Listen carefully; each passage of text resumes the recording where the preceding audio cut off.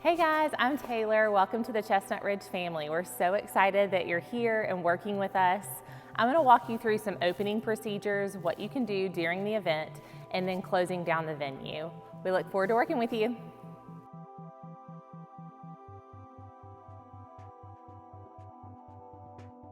So in this room, this is our storage room where we keep extra farm tables and chairs, but this is also where our light panel is. This top row right here is all indoor lights, so you're going to make sure you turn on each of these. And then this down panel here is all exterior lighting except for this alcove light, but you're going to make sure you turn on the alcove light. That's the back alcove towards the back doors. So once the event has started and it starts to get dusk, a little bit darker outside, you're going to want to make sure to come back in here and turn on all the exterior lights. There are certain lights that have this little timer on there. Those are automatic, so you don't need to worry about those. But any ones that have a switch, make sure to turn them on. There is a porch fans one here, so if it is a little bit cooler, you may want to not turn those on because then you would get people cold on the porch. So just make sure you keep in mind what time of year it is and how it feels outside, whether or not we need to turn the fans on or off. This is our sound box here. It is not used by any vendors, so DJs do not plug into this. Occasionally we will have someone ask for a mic, but that's not common. So if that were to happen or be requested for an event, we'd make sure to tell you ahead of time so that you're prepared. Otherwise, you do not need to worry about the sound system at all. One of the things that I like to do when I get here is I do go ahead and turn on all the lights, but I hold on opening up the exterior doors until I've completely opened the inside. This is because sometimes people and vendors will arrive early and you want to give yourself plenty of time to open the venue first. Go ahead and come into the groom's den. The first two lights here are for the groom's den, and this is for the fan. Nothing else really to do in here except for you want to make sure you turn on the bathroom lights, which are this way. So generally speaking, whoever has closed the venue the night before should have made sure that this room is stocked with all supplies that are needed. But as you're opening, it's always a good idea just to do some spot checks and make sure nothing is missed. So in the bathroom, you want to make sure that the men have plenty of towels. If for some reason you do not see towels here, they're probably in the dryer, which is in the kitchen. We can show you that here in a little bit. One of the other things that I check in the restroom of the groom's den is to make sure that there's plenty of toilet paper here. If there's just a little roll like this, it's not that big of a deal, but we do keep all the supplies down below here in the basket. So if you're needing anything, you can pull from that. But if there is a roll left on here, I do like to make sure that it's in a little diamond, kind of like they do at hotels, just to kind of put your stamp of this place is clean. Another thing that I like to check is just to make sure that the refrigerator over here doesn't have excess items from either the wedding before or any type of trash. You can see that somebody's left some Miller Lights in here. So on a normal wedding day, I would just make sure to clear this out so that nothing was in here. And then I do like to make sure that there are plates and some napkins and just a little bit of disposable silverware here, just in case they do have food to eat, they have something to use with. This is our water pitcher. I always make sure that when the guys get here that this gets filled up with ice and water. Oftentimes the groom and the groomsmen are not going to show up till later in the day. So when you're opening in the morning, you don't need to fill this immediately. You can check on the wedding lowdown that's always found in the office for that wedding day, and you'll see what time the guys are arriving so you can fill this up a little bit closer to that time. We try our best to keep lots of chocolates in here for the guys. So we want to make sure that we fill this up. All those supplies are found in the kitchen. And most important is the coffee. So always make sure that they have plenty of pods in here so that they can make coffee. They've got some stirrer straws and then maybe just some sugars there. Another thing I would add in here would be the little creamer pods. Again, those are found in the kitchen. So you would want to add some of those to this basket. And then just always make sure to remove an old pod if it's in here. You want to think of this as if you were showing up to a hotel and you were visualizing your hotel room being clean. That's the way that you want this space to be when the groomsmen arrive. So now we'll go into the bridal suite. I'm going to make sure you turn all the lights on up here. So you have 2 lamps right here on this little buffet. You have 2 light switches that turn on the can lights and the chandelier. And you have another lamp right here. I also go ahead and turn on the bathroom light, which is right here. So supplies for the bridal suite will include pretty much the same thing as the groom's den. You want to make sure that the bathroom is stocked with linens. So the bridal suite bathroom always has white towels. So as you can see, we don't have any linens down here at the bottom. You can again find those in the laundry room, or I also keep extras in these drawers, so you can always check here. If we did have a wedding the day before, you're probably gonna find the picture here on the bathroom because we let it out to air dry. So you just wanna make sure you grab this. The girls always get here first, so as you're opening, go ahead and take this downstairs and fill it up with ice and water for them. Same thing here, you always want to check the refrigerator to make sure that there's no leftover drinks or even food in here, so make sure it's clean. As I mentioned in the groom's den, you do like to supply, or we like to supply the little halves and halves for coffee. Sometimes we'll have a dish that we keep in the refrigerator, so just another point check. Same thing up here, some napkins, plates, forks, and then coffee as well here, just making sure they have plenty of pods. We've got sugar in here. It does look like they're missing some stir sticks, so we'll just want to make sure we get those later. So after you've opened up the bridal suite and the groom's den, I usually come down here. We do have separate lights for the bar area. You'll find one light right here, which turns on the lights just above the chalkboard. And then you'll find another light down here at the other side of the bar, which turns on the lights that are just underneath the bar there. So at this point, there's a couple things that you can do. You can check the time and see kind of what time it is and how much time you have before the bridal party gets here. If we had a wedding the night before, you're gonna see the room set up just like this with all of the chairs on the tops of the tables. That's because our cleaning crew had to clean, and so we put the chairs on top. So at this point, if you do have a little bit of time before the bridal party is supposed to get here, you could go ahead and start putting these chairs down on the floor.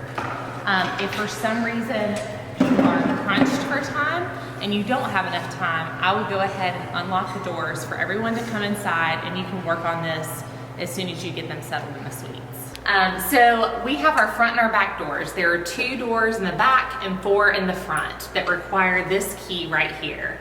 You will find this in the office desk drawer. There's one on either side, and you just want to make sure that you return this key after you've unlocked everything.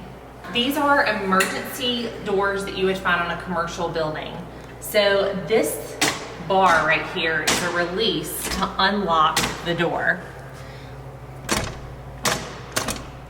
And what you want is for this to stay like this so that it's unlocked and you can open it. In order to do that, you'll need to press it, and there's a little teeny hole right here, and you'll stick the key in there. Sometimes you kind of have to wiggle for it to get in its right place, and then you just turn. And as you can see, that locked it in place. One of the things that you'll want to check is the very top. Because these are actually residential doors with commercial locks, sometimes they get a little glitchy. So you want to make sure that you come up here and nothing is blocking this area here for you to push the door open. If the lock is still lifted up, it's going to catch and it won't unlock all the way. So sometimes you have to push this down, but it's usually not a problem. This one, same thing. You're going to press this, hold it, get the key in there, turn it until it's locked in place. And again, just make sure that it opens easily and you don't have anything catching at the top. Do the same to the front doors now. You can go ahead and come to these side doors. These are just very easy pull down locks. You'll pull down and the doors unlock that way. Occasionally, if we do have a buffet line here, sometimes these doors will end up locking again when the event starts, just to keep people from coming in and out. But as you're opening, go ahead and unlock them, and we can always lock them back later. The front alcove is on a separate switch from the other like full panel lights that we saw earlier. It's on a separate switch because when you close up at night and you're leaving the office, you want to be able to turn everything off but still see where you're going. So this is the last switch that you'll turn on, which is the front alcove lights. You'll just flip it up and now you can see in the front. You're going to do the same to the front doors that you did to the back, just unlocking each one of them, making sure that they're opening easily. This is a perfect example of sometimes how it gets blocked. There's a little silver piece on this door that you can see is preventing it from opening. So sometimes you have to kind of push it and just make sure it's not getting hooked, because it will sometimes get hooked. And as long as you're ready to invite people in, you can go ahead and open the big barn doors after that. These doors right here have a little lock turn on them. So you can tighten this knob up right here and it will keep the door open just like this. Barn doors. And usually you'll have people out here waiting on you to open the doors. They'll be ready to come in and get the wedding day started. As vendors are showing up and unloading their vehicles, it's totally fine if they prop doors like this. Throughout the wedding day though, I do try to keep note that they haven't just been left open and nobody's actually utilizing them. So if you do want to close them, if somebody's left them open, you can just pull them and it kind of pops and then it will close. If you want it not to lock anymore, you just loosen this knob and then it won't lock at all. You'll be able to just do it and it'll close by itself. So once you've unlocked all the doors, you can go ahead and put the key back, which is either found on this side of the desk right here in Mallory's little tin bin, or I also have one on my side of the desk that you can find in my drawer, which is right here. Okay, so once you're done opening up the wedding venue, just make sure that you come in here and check for the lowdown sheet. This is our overview of the whole wedding day. It just gives you a big picture of what's going on, important things that you should know and keep note of throughout the day. It looks just like this. We always put it in this nice little folder, and the very front is going to tell you guest count, what time ceremony is, when they're leaving, what types of decor they have going on as it relates to Chestnut Ridge, and those sorts of things. It also has the layout on there, which is very important because as an event associate, that is your responsibility to make sure the layout is correct. So when you get here in the morning, the layout will already have been completed by our moving crew the night before. So everything should be in its place on the inside, but then tables that we place on the outside of the venue, such as the patio and the covered porch, are going to need to be placed the morning of. So things like cocktail tables, short bistro tables, or even some farm tables and banquets will need to be moved in their place. So you'll just want to reference the layout on here to make sure that you put them in the right location. So this information should have been emailed to you the week of the wedding, so you should have had plenty of time to review this before coming in, but don't feel like you have to bring a copy with you because we're always going to have a copy here. The other things that you can find in this folder are the timeline for the wedding day, so you can see when all the vendors are arriving, when the bride and her girls are getting here, when the groomsmen are getting here. All of the important information that you need for every minute of the day is going to be in here. If you keep flipping, you'll see the decor closet. So if they have the decor closet, it will be listed yes or no on the wedding overview sheet. And if the answer is yes, then there'll be a copy in here for you to reference. We will have already pulled the decor the day before the wedding, but it's always a good idea to make note of this sheet because sometimes we'll have florists or even wedding planners come in, they'll see all of the decor out and they might ask where something is. For example, they might say, hey, I put the jasmine lanterns on the list, but I don't see them out. So that way you can come back, you can reference what was requested to be pulled and make sure that we have it down on the floor, and if we don't, you'll need to go get it for them. Another thing that's on here is the bar overview. So If they are having alcohol, we do have a bar overview for the bartenders. You are not responsible for managing the bartenders at all, but if for some reason they do not have a copy behind the bar, which they should, but if they don't have a copy behind the bar, here's their little overview for what's going on from a bar perspective on wedding day. And then the last thing that you'll find in here is our rental sheet. So our couples are going to rent from Professional Party Rentals for all of their glassware, dinnerware, flatware, linens, even sometimes furniture they rent from them. So if we had a wedding the day before, the day that you're working, then the rentals are going to be delivered the morning of the wedding. So you're going to need to check them in when they get here. So Professional Party Rentals will come up, they'll start delivering, and you're going to want to utilize this sheet to make sure that you check every quantity, even the colors of the linens, just to make sure that everything's accurate. Professional Party Rentals is coming from Greenville, South Carolina, so we definitely, if something's wrong, we definitely do not want them to have to come all the way back over here.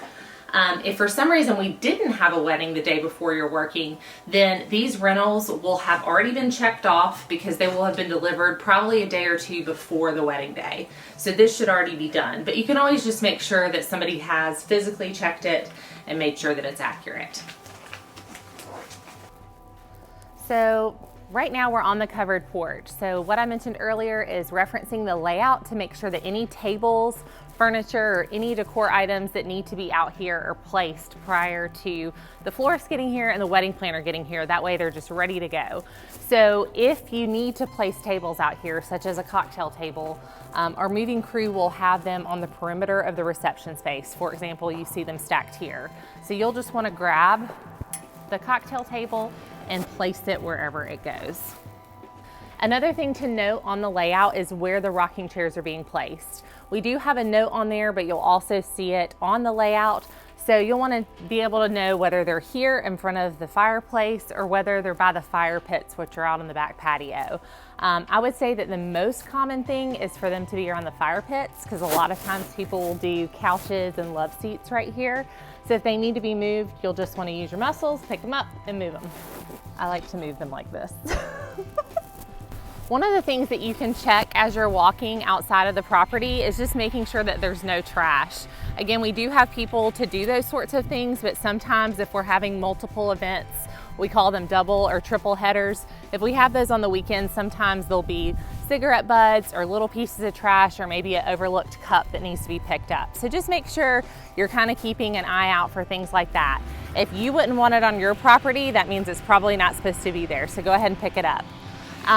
This are the fire pits. We have two, one on either side, and this is oftentimes where those rocking chairs go. But again, you'll just want to note that on the layout. This back patio space is used for a couple of different reasons. Mostly it is used for cocktail hour. So most often you're going to see the outside bar that we roll out here. Again, it's going to be on the layout. So just look at the layout, see where the outside bar is. We usually keep the bar either on the covered porch or out by the kitchen. I'll show it to you here in a little bit, but you'll just want to roll it into its place and see if there's a back bar, a banquet table that goes along with it. Another thing that this space can be used for is an outside ceremony. So it will stay on the wedding lowdown if the couple is having their ceremony on the back patio or not. Normally they're having it at the ceremony pavilion, which we'll go see in just a minute. But if they are having it out here, you'll just want to make sure that it's set up for ceremony first, and then we'll flip it to cocktail space later. So same as on the side covered porch, on the back patio, if you do have tables and chairs that are supposed to go out there, they're usually placed in this back alcove. So as you can see, we have a few bistros here, a few tall cocktail tables, and then chairs as well. So on the layout, again, just reference how many are needed. If for some reason you do not see a table that's needed, like let's say you needed 3 high top cocktails and there was only 2 out, we do have all the extra tables in the utility closet, which is also where the light panel is, so you can always grab an extra if you need it. This is one space that you really don't have to open because it has an automatic light. So when you walk in, the lights are going to automatically turn on as people use it. But throughout the day, you do want to make sure that this bathroom and the men's bathroom is fully stocked with toilet paper, paper towels, hand towels, and tissues. I also like to come in here and tidy it up every hour or so. Girls are usually messier than guys, so I like to come in here and kind of wipe down the countertops throughout the event just to make sure that it looks good. So this key right here is found in the same bin that we keep our front door key, and you'll just grab it. It looks like a little, we call it the cow key, but we do keep it on this bottle opener just so that people don't misplace it because it's so teeny. We don't want it to get lost. This opens up the compact toilet paper dispensers. So if you need to refill this, you'll just stick the key in the top, turn it, and it unlocks it. So for example, this needs to be refilled right now. You can pull this down. If it's just got a little bit left on there, I would just suggest going ahead and tossing it.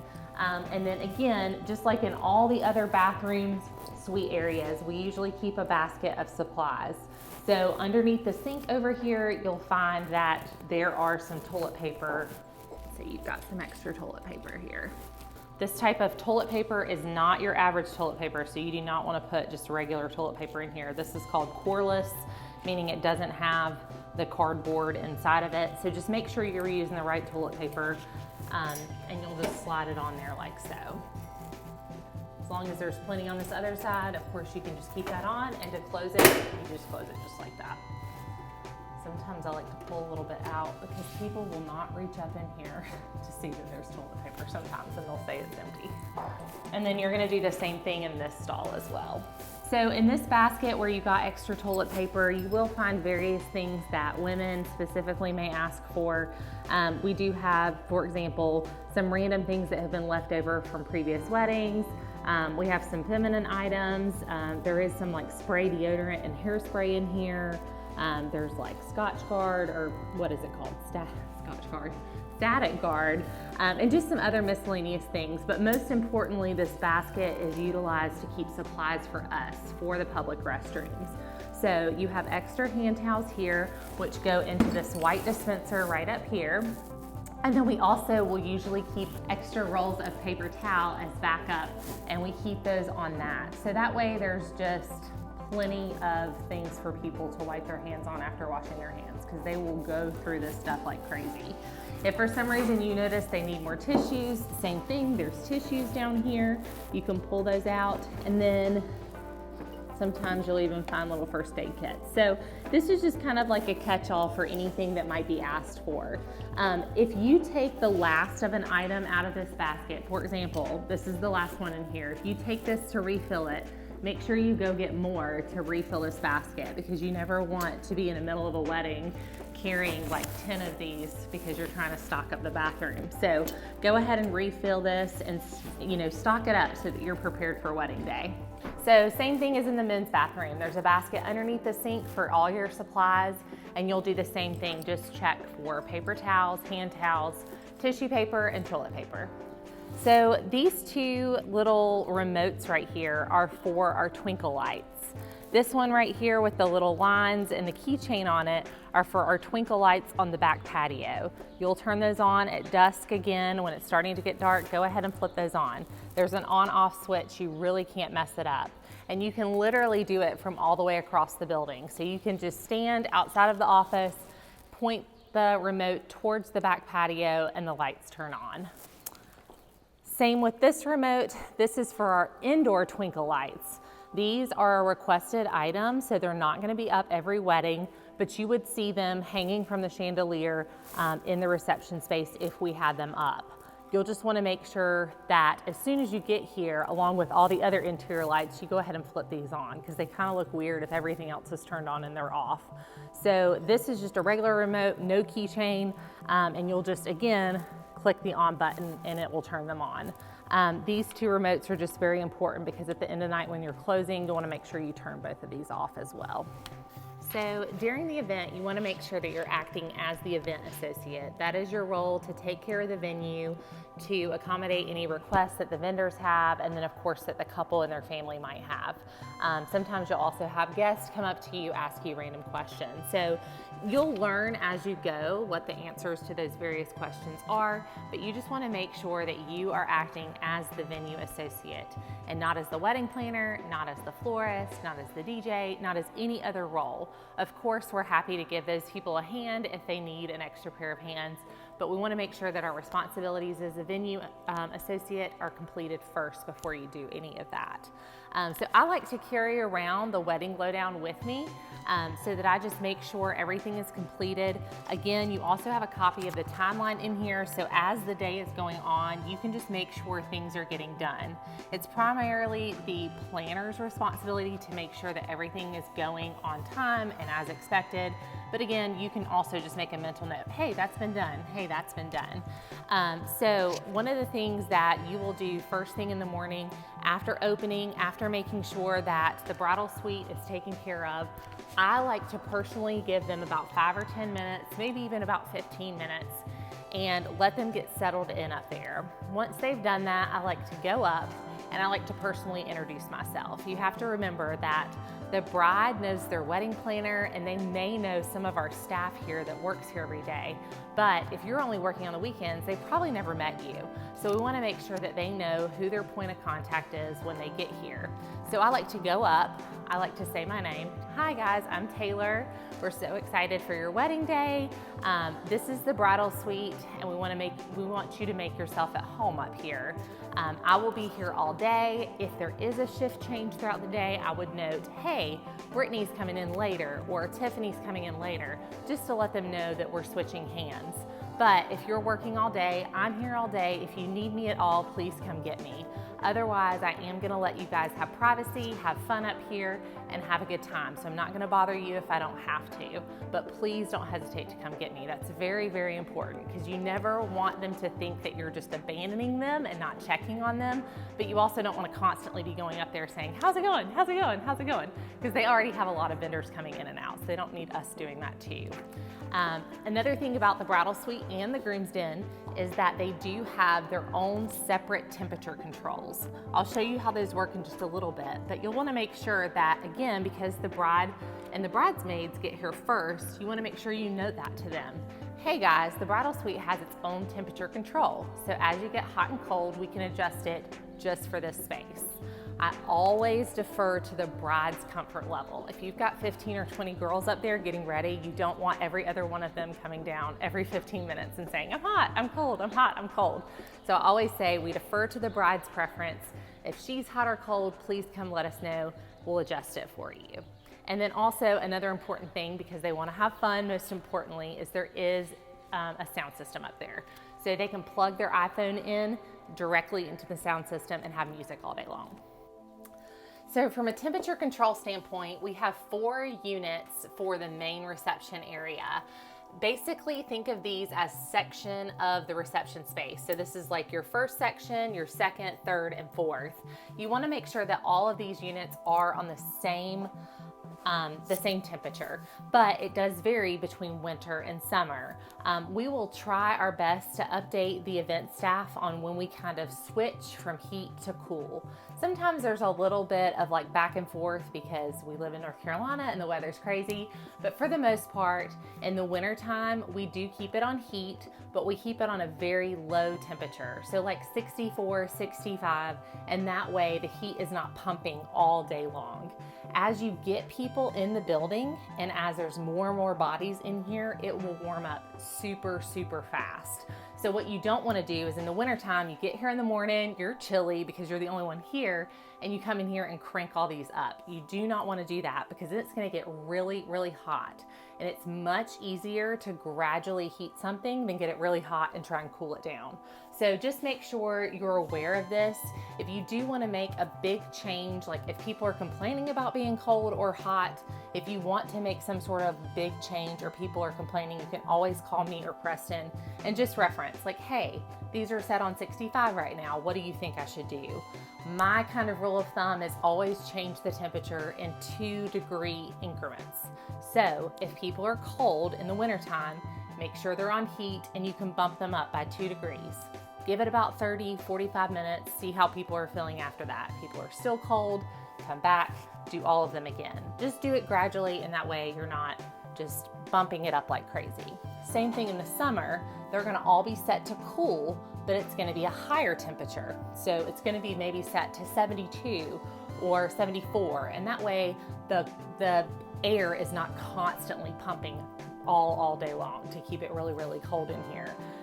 So the same thing applies. If people start complaining about being hot, you can always bump the temperature down to make it cooler by 2 degrees, just to gradually make people comfortable.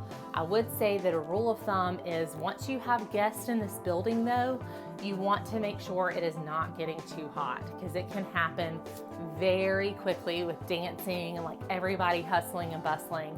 It'll get really hot in here.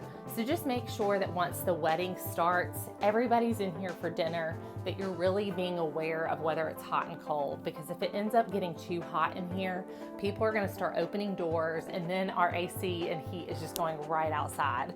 So try and keep it as comfortable you can throughout the day, and if you need or have any questions, you can always call me. So each of our main quarters, reception space, all the suites, the kitchen, the office, all of them are on different heating and air systems.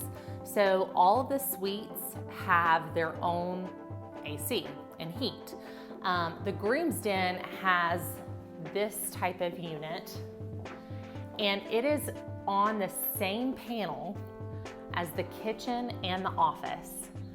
What that means is that if you change the temperature in this room, you need to also change it in the kitchen and the office. So again, if we're kind of in between seasons and it's kind of hot and then kind of cold and going back and forth, if you're changing this from heat to cold or cold to heat, you need to make sure you also change the other ones from heat to cold so that they're all running the same.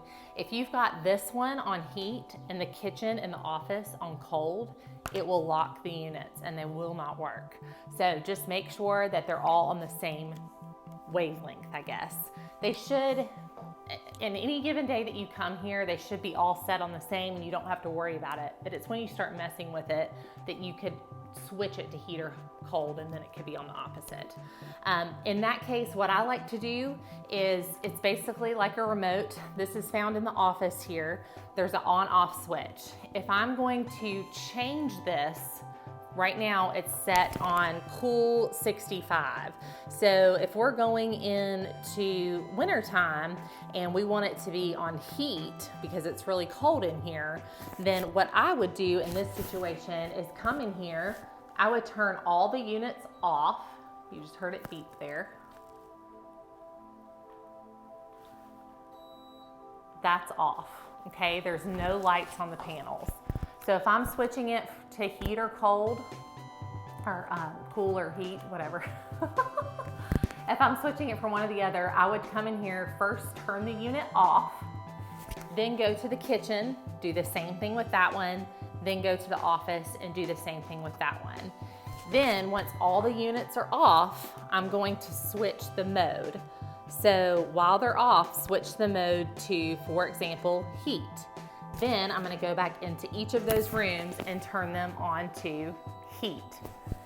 Do the same thing in the kitchen, do the same thing in the office. I know that's kind of confusing, so if at any point you ever have any questions, you can always ask mostly Preston. He's more familiar about these than I am. But again, normal wedding day, everything should be set on the same. You shouldn't have to make much adjustment. Otherwise, sometimes you will have, you know, most of the times the guys say that they're hot. That's usually their complaint. A lot of times what I tell them to do is just crack a window, and it usually gives them fresh air and they're fine. But if for some reason they're saying they're hot, you can come in here, put the temperature up and down, and you don't have to worry about the kitchen and the office. Because again, you're not switching from heat or cold, you're just changing the actual temperature. So in the Bridal Suite, they have the same type of system, except their units kind of look a little different. They're these white units on the left and the right side of the door. And these are a little bit easier to read because you can see the actual temperature on the face of the unit. So this Bridal Suite and the bathrooms downstairs, the men and women's public restrooms, are all on the same unit. So again, just like the groom's den, if you switch from hot to cold or cold to hot, you want to make sure that you turn off all the units and turn all the units back on to whichever you want. Again, same thing, I would suggest increasing temperatures in increments of 2. So a lot of times the girls will say they're cold, so you'll want to come up here, you'll want to make sure that it's on heat if they're cold. Again, make sure the public bathrooms are on heat as well, and then you'll bump it up. If it says 62, you'll want to bump it up to 64. Give them about 45 minutes to an hour, come and check on them, see how they're doing, and you can come up and bump it up again if they're still cold. Same applies with this. If they just want kind of a quick cool air, they can always just prop the windows and get some fresh air. That's pretty much the easiest and quickest way to do it, especially if it's like one person who's hot. You know, you don't want to change the whole space for that. Just make sure that this stays in the office with you. You never want to leave this remote in the groom's den or the bridal suite for the wedding parties to control this, because they will totally not know what they're doing and they'll mess it up and it will be steeping in here. Another thing to keep in mind is once we have started ceremony, the bridal party and the groomsmen party have both exited these suites. You want to make sure that you turn the temperatures back to what they were when you got here. So if they were set to 62 cool, you want to make sure that you come up here and set them back to 62 cool. That way, for the next 7-8 hours of the wedding, they're not just pumping up here for no reason. There's nobody in these rooms. Go ahead and turn those down. That also will help you at closing time. That's one less thing you have to remember to do. You've already set it back to what it's supposed to be for the rest of the night, and it's done. Another thing that while we're up here, we can go ahead and talk about is pre-cleaning. So what happens is when the ceremony starts and the bridal parties exit these suites, we do ask them that they pack up everything that they can and put it in a nice pile, meaning they don't have stuff everywhere in here. Sometimes that happens, sometimes it doesn't, sometimes they do it, sometimes they don't listen at all.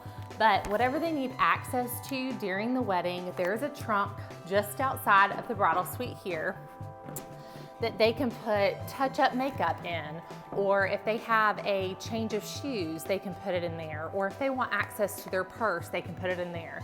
Because as soon as they exit the suite, we're gonna go ahead and lock it up. We do that so that the party does not move to the suites and we don't have a lot of traffic going in and out. The same thing applies to the groom's den. There's a trunk on the little dresser in there that they can put any items. A lot of times it's wallets. Guys a lot of times have pocket knives or, you know, cell phones or whatever, sunglasses that they might want to put in there. Usually the guys don't have much. But one thing you do want to check when you are closing up the suites after ceremony, you do want to make sure that there is no alcohol in the trunks. Specifically, the guys will try and sneak this of liquor, flask, whatever into the trunk so that they can self-serve throughout the night. That is not allowed at all. If they are self-serving, we will confiscate it, and that is part of your responsibility as a venue associate to make sure they're not self-serving. So you'll just want to briefly look in both of the trunks and make sure that's not happening. For the groom's den, when you go inside to do kind of your pre-clean and lock it up, change the temperature, you're going to grab the trunk and bring it up here and just set it beside the women's trunk. This is something that you'll talk to them about throughout the day, remind them to do this, but we also have this little bridal suite and groom's den. We also have one in the guys unit. This little fact sheet that talks about that. So I would say it's 50-50. Sometimes they read this, sometimes they don't. So you always want to make sure that you kind of cover these topics with them. The bride is given this in her contract, but again, it's not always relayed to the bridal parties. So I will give you, as a new hire, a copy of these fun facts so that you know what they say. But kind of most important thing to talk about is when we do lock up the suites, just because we don't want people wondering why they can't get back in here. So we're gonna lock it up. You're gonna pre-clean. You will want to pre-clean once the party gets started. So the ceremony can be very busy. There's lots of coming and going. People are arriving. You're transitioning from the ceremony pavilion down to cocktail hour and then inside for dinner. So you want to make sure all of those busier pieces of the wedding are taken care of. And then it kind of slows down. Dancing starts, everything's kind of running smoothly. And that's when you'll want to come back up here, maybe even with a trash bag, and just kind of pre-clean. Pick up any trash that you see. This will speed up the process for closing time tremendously, and you will be so glad you did it. You can go ahead and dump the water pitchers if you want. Kind of just tidy up. I would not wipe down surfaces yet, because more times than not, end of the night when they come in here to get their stuff, they're gonna set more drinks down and make drink rings everywhere. So I would not wipe down surfaces, but pre-cleaning just from a trash perspective is super helpful. So some of the other things that you'll do as an event associate is you will, with the layout, making sure that it's correct, you will chat with the planner about any of our decor, meaning Decor Closet items, that may need to go up to the ceremony pavilion. So oftentimes they will line the aisles up there, put decorations up there that are coming from the Decor Closet. We usually always have the decor pulled in a central area. So if it's not noted on the decor sheet, which is inside of this booklet, if it's not noted where the items are going, you'll just want to ask the planner, hey, what lanterns, cylinders, votives are going up to the ceremony pavilion? She usually can tell you that. The florist sometimes can also tell you that too, and you can just load everything up on this wagon and carry it up. This just makes it super, super easy to pull it up. Sometimes you'll have to do 1 or 2 loads.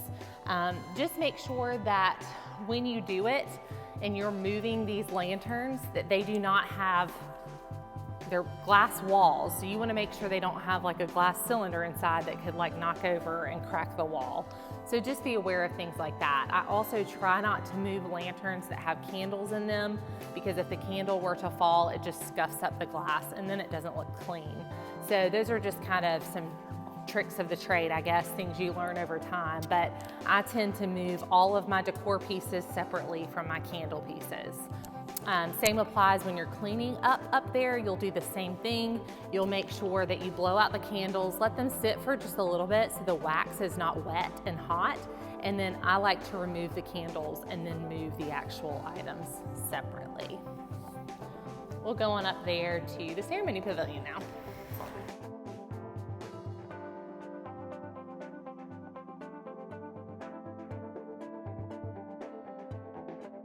Opening the ceremony pavilion, you don't necessarily need to do that right when you arrive, but after you've kind of done your duties down there at the reception barn, you want to head on up here with the decor so that the planner and the florist can start decorating. If this is filled with decor, you can just leave it here. You do not need to place it because you are not the designer. So if, you know, they have all these lanterns going up and down the pews, you can just gather them here in the back and just let the planner do that. If it's a beautiful, beautiful day, 99% of our couples are gonna want all these windows open. So you can go ahead, and I usually start on this side, and you can just easily slide them open. It will say on the wedding lowdown whether they want them open. Most oftentimes it will say windows open, weather permitting. So as long as it's pretty, go ahead and do it.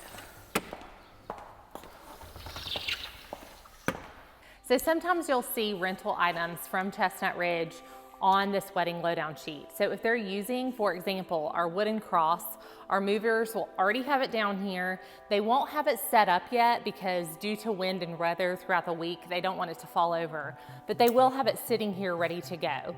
If it's something super, super heavy, obviously we do not expect you to move it by yourself, just call someone for help. But if you're able to set it up by yourself, you would do that then. Keep opening up these windows here. You'll just push these all the way to the right side. And the center ones, I would look on the wedding lowdown to see how the bride prefers them. Again, normally it will say windows out, center removed, weather permitting. That's what the majority of our couples want. Sometimes it will say windows open, geo in the center. What that means is they want it like kind of staggered like this.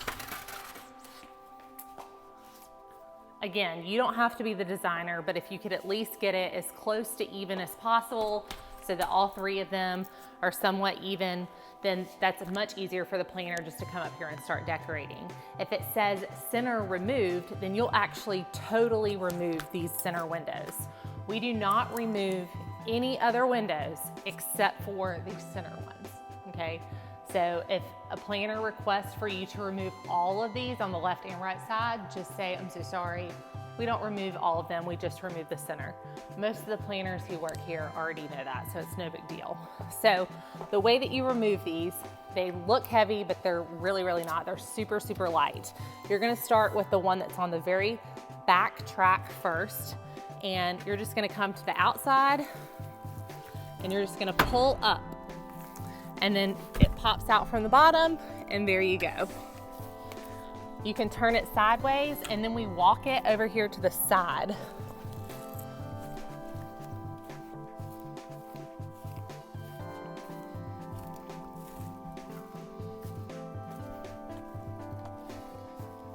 And it fits perfectly right here. And you'll just do the same with the other three. So again, ceremony has been completed. Everybody has moved down to cocktail hour. You've closed up the bridal suite and the groom's den. You'll want to come back up here at some point in the evening when you've got some slower downtime. You'll want to close up the ceremony pavilion and you'll want to put these back in. I'm going to show you how to put one back in now. So when you put them back in, when you removed them, you started with the furthest track towards the mulch. When you're putting them in, you'll want to start with the closest track towards the inside of the pavilion. So you'll put this one in first, then you'll put the second track, then you'll put the third track. You put them in by matching up the third track up there with the third track down here, and there you go.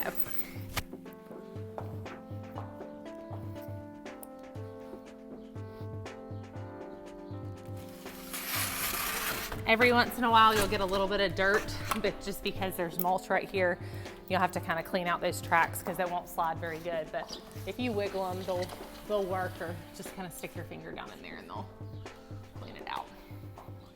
So at the end of the night, some of our responsibilities are we need to come up here and sweep. We have plenty of time from an event staff perspective to do little things like that throughout the evening. There's usually at least an hour or even more, depending on the wedding, of just kind of slow time where you don't really have anything to do. You might be jamming to the music, whatever.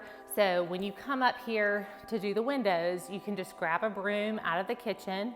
I'll show you where all the supplies are here in just a little bit, but you'll grab a broom out of the kitchen and you'll want to sweep this area. It just helps our cleanup crew because when we do have double and triple headers, sometimes we're here till the wee hours of the morning. So anything that we can do in our downtime to help them and help clean up go quicker, that's great. Another thing that I like to do is bring some all-purpose spray and a wet rag, and I do like to wipe the seats of the pews. The reason that we like to do that when we're up here is because they can get very dusty. We're outside, specifically in the summertime when there's lots of pollen. The last thing we want is the mother of the bride sitting down on the front pew and getting pollen all over her dress. So just quickly wipe the seats. You can even wipe the back if it looks dirty, and you'll just do that with every one. This total should take you about 10 to 15 minutes. You may also have some trash up here. Usually people will leave cans or maybe cups, napkins, tissues, so you may want to bring a trash bag with you as well.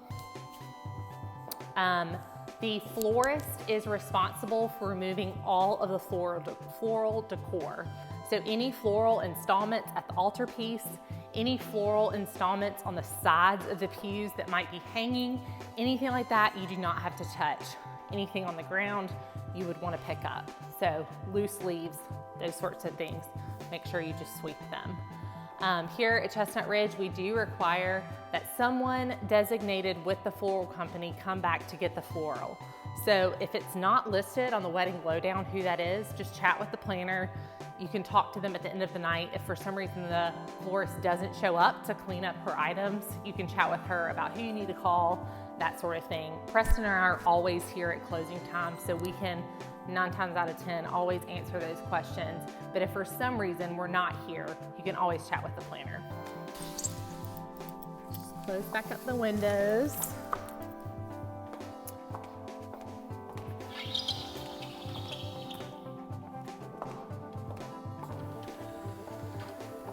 Just like in the summertime, it's beautiful weather, you open up all the windows. In the wintertime, if it's cooler, the wind can keep it super chilly in here, especially if it's cloudy outside and we don't get any sun. There's not really that greenhouse effect to keep it warm in here.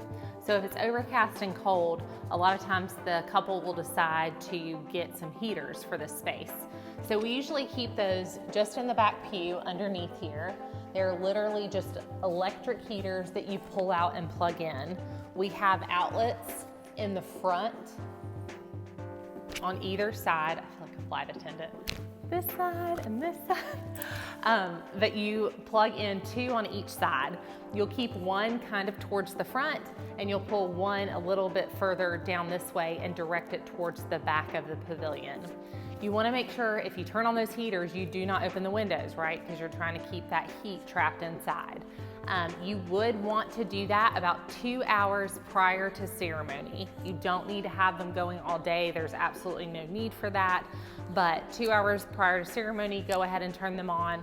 Close up all the doors, keep them closed as best you can so that it gets really warm and cozy in here. Just chat with the planner and see, depending on how cold it is, the couple may want to continue running those heaters throughout the ceremony. Otherwise, generally speaking, it's warmed up enough in here to take the chill off. You can go ahead and come up here just before ceremony, unplug them, and put them away. That generally tends to be just fine, but I would just chat with the planner about what the preference is. They're not very loud heaters, so they're not gonna really disturb anybody, but they may just not want these red heaters blowing on people as they're sitting here during the ceremony. Another thing that I would do in the morning is when I'm bringing up decor to this space, I'm gonna ask the planner if they have a DJ or a musician who needs to utilize our sound box. This ceremony pavilion has speakers in the front on the left and the right side. It's hardwired into the building. So there's an actual piece of equipment that you have to plug in for the musician or the entertainer for them to play the music through our speakers. I would say it's about 50-50. Sometimes entertainment will bring all of their own stuff and they don't want to use any of yours because they're comfortable with theirs. Other times, specifically with DJs, when all they're doing is playing from a laptop, it's great and they can just plug right into our system. So this is found in our office. And it's just this little sound box here, and I'm going to show you how to plug it in. These are actually extra cords that you don't necessarily need to bring with you. You also want to check this after the DJ or musician has used it because you want to make sure they didn't accidentally snag our cords. Because that has happened. We all use the same equipment, so sometimes they accidentally take our wiring. They think it's theirs. So this is your actual power cord here. You can see it's got a regular outlet plug. And this is the sound box. I'm gonna set the little cover right there. This is their little ledge that they can set everything on. So these 2 guys right here are what actually connect to the speakers. And there are these little black inserts here. You just line up the prongs with that and turn it till it clicks. It doesn't matter which one's on top or bottom. So that system is now plugged into the speakers, but now we have to give power to the system. So here's your power cord. You'll plug this into the back here.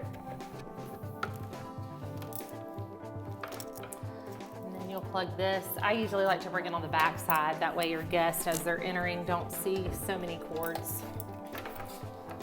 Just open this little guy here. If I can get it open. Okay. Whatever they're playing their music from, you've got to get it connected to the actual system. This is not wireless. It's got wires to it. It's old school. And it's we know it's gonna work too. That's another very important thing because Wi-Fi is kind of spotty up here. To that note, if any vendor asks us if we have Wi-Fi, we do not offer Wi-Fi to vendors. So it's a good thing they might ask you. It gets asked very often. We just don't have the capabilities to provide it to everybody. So this is your actual sound that's gonna come from your device that has the music on it, plugs into the back, white goes to white, red goes to red. I usually put it on the top, it's the input, because you're inputting music into the system to play. Okay? Nothing else, you should not have to touch anything else on the back side of that at all. We don't ever adjust those, so they should be how you set them up last time. This is our little iPhone adapter, because as we all know, iPhone keeps changing their little plugs. So now they don't have an auxiliary cord, it now plugs into their power outlet. So that's there if we need it. Sometimes I'll go ahead and connect it because that's just so common these days. I probably need to get another converter because now Mac computers have a different plug for their laptops. So we probably need to get another converter. But anyway, those should always be in here. They can easily just plug in. This is the power button. This is the volume. Power on is blue, volume here. Always make sure if they are having any trouble with it, which hopefully if they're sound people, they know how to do this. But if they're having trouble with it, make sure that their actual device has the volume turned up and is not silenced. That could be a problem if it's not playing any music. At the end of the night, you'll just want to make sure that you come up here, break this down, and take it back into the office. There are some times where DJs will try and do it themselves. I do, when I drop this off for them, I do mention to the DJs like, hey, guys, just leave this here. We'll come and tear it down. And that also provides us with a self-check of what equipment has maybe been taken. If the DJ's doing it, you know, that's super nice of them to want to help and do it for us, but then you don't know if they've taken a cord. So about an hour before ceremony, you'll want to make sure that you close the big white barn doors here. Also, another good thing to check is to make sure that all the vehicles have been moved out of this entrance area. A lot of times the photographers will request that because they'll take some pre-ceremony photos with the bridal parties. And so they'll be taking photos right here and they'll ask for cars to be moved. But if for some reason there is a vehicle such as like mine that's right here, if it's left here, you just want to figure out whose it is so you can get it moved before guests start arriving. Generally, the rule of thumb is if ceremony's at 4:30, guests are gonna start arriving anywhere from 30 minutes to an hour beforehand. So that's why we start so early, making sure everything's tidied up. So closing these doors is helpful because it keeps people out of the reception space because people tend to be nosy and want to see that space before anything else. So we try and keep them in the ceremony area until it's time to transition them to cocktail hour and then of course inside to reception. So right here inside of the barn doors, just before you walk into the front doors, we kind of have some supplies that we just need a quick handle on. We have random umbrellas. I know that sounds kind of weird, but it's super important because if we get a quick shower, people will be scurrying asking for an umbrella. So we've kind of collected these. These are just for guests who ask for them. We do have a set of, I believe they're clear for the bridal party if we should come upon an unexpected storm, so that they look nice and put together. But these can be used for guests. And you know what? If they take them, not a big deal because somebody left them here. So we'll just keep giving back there. But we do have some signage that we like to put out about an hour before the ceremony. First signage is this one right here, done by Joy Unscripted. So it says parking and then drop off, please circle the roundabout. So this we're gonna put right here on the hill. If it's super windy, you'll have to check on this. Sometimes it gets blown over, but this just helps people know that parking is this way and that they can circle around if there's drop off. During that hour before ceremony, everything should pretty much be done inside. I generally like to do a check-in with the planner, maybe even the caterer, and sometimes even the photographer, just depending on what's going on, and the bar staff, and just let them know, hey guys, I'm gonna go out and greet guests now. If you need me, that's where I am. And I usually come out here and just try and direct traffic a little bit. Sometimes people still get confused, don't read the signs.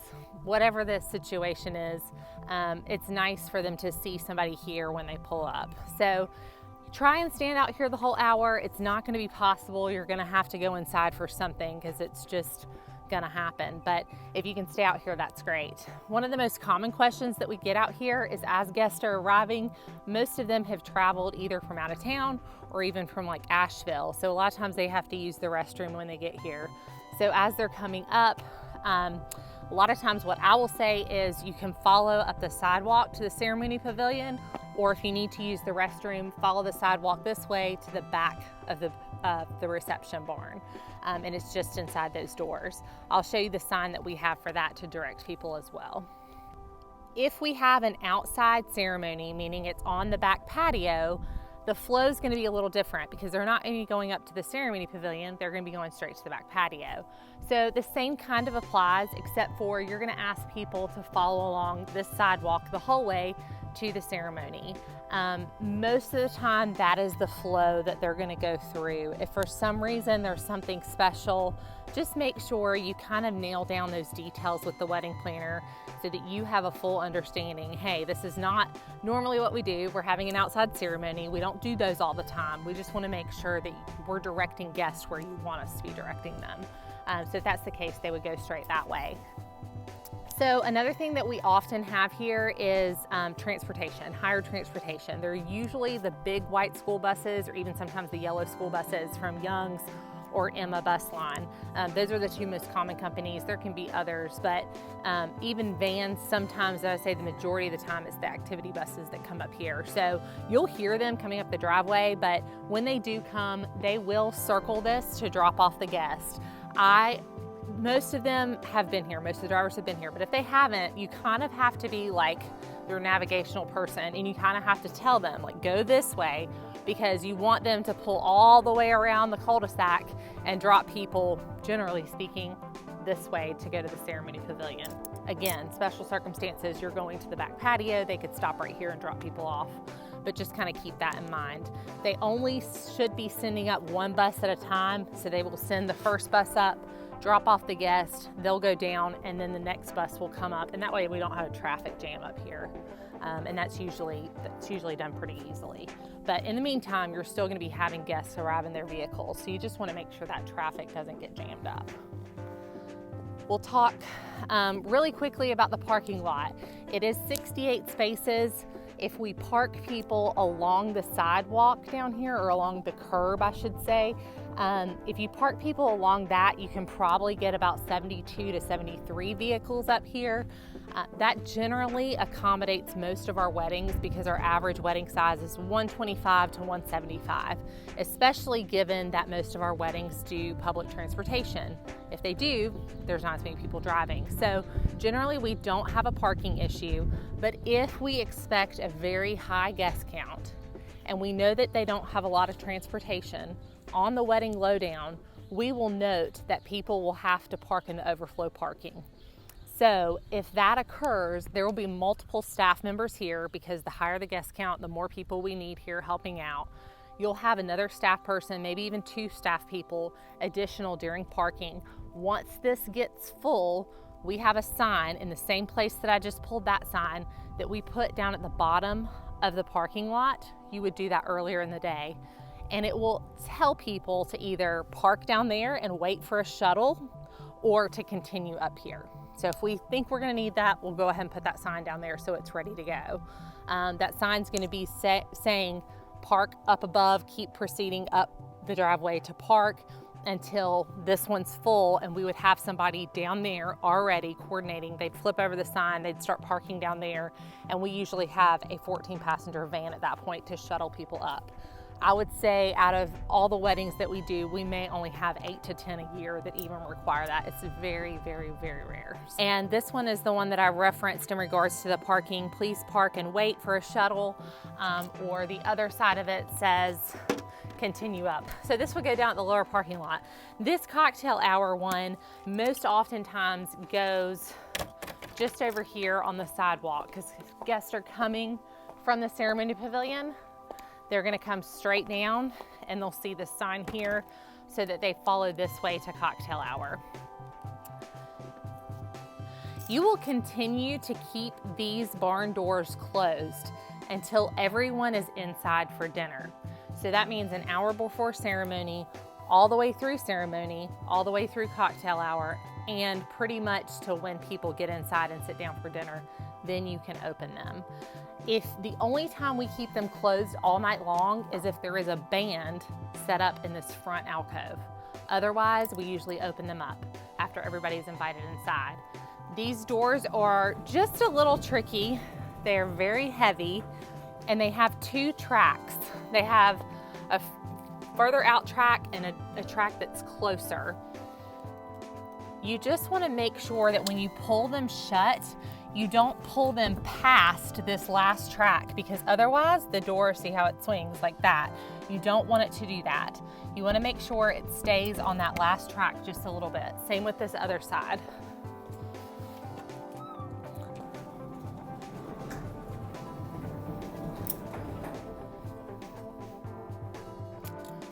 We have mostly repeat vendors. So most of our vendors know this about these doors, because we've kind of taught them about that. Like the photographers and videographers will use these a lot as they're taking photos. Most of them know about these doors and not to let them swing. But there's no problem in you just mentioning it. If you notice them out here taking pictures, just say, hey guys, remember the doors, or hey guys, do you know about the doors, kind of thing, just to make sure that they're aware. When you do close this at ceremony time, sometimes if you step away from the directing of traffic for 5 seconds, you'll have a guest trying to open these doors and go inside. So we do have this very nice, polite, please do not utilize these doors without staff member. And that just helps the guests know that this is kind of a private area until they're invited in. So for the sparkler exits, we do have sand buckets for them to dispose of the sparklers. We keep them on the other side of this little alcove area behind the barn doors. You'll pull these out just before they exit for sparklers. It's stated on the wedding lowdown what time they're exiting, so you can pull these out. They generally are exiting on this cement kind of walkway here. And so you'll want to kind of just space the buckets behind the folks who are lined up so that they can dispose of the sparklers. So this is our decor closet. This space is for the storage of our decor only. It should not be utilized for vendor bags or anything. The main reason behind that is because everything in here is breakable. So you don't want a vendor to come in here, set their bags down and break like 6 lanterns, and they're gonna feel bad, and then you're gonna feel bad because you let them in here, and it's just not good. So try and keep storage out of here. Even wedding planners putting the boxes of the couples, like if couples bring their own decor or some of their own things, sometimes the wedding planners will try and store all of their stuff in here. It's just really not a good idea. This area here should be for our staff only because I would much rather us be responsible for breaking something than someone else. So just try and remember that, try and keep an eye on this area. There should not also be a lot of traffic in here once you open, because we've already pulled all the decor. So there really shouldn't be any reason why people are in here moving stuff around. If it's a planner that's never worked here before, I do like to tell them, hey, if you guys think of something that you might need, we're happy to go get it for you, but we prefer to get it versus you trying to get it. We also have a ladder that is kind of like the Beauty and the Beast ladder that goes around the whole room here. So we also do not want anybody getting on that ladder because God forbid they fall. So that is only for staff use. This cart right here is amazing. And a lot of times we will have it filled with decor items that the couple is using, and we'll have it out by the table where we have everything pulled. So This cart is usually empty by the time you've decorated everything, and then at the end of the night you can pull it out and help you clean, because you can just roll it around with you and get all the stuff off the table. So this is super helpful. You don't really need to worry about this linen rack. That's just for our tour purposes, but it is in here.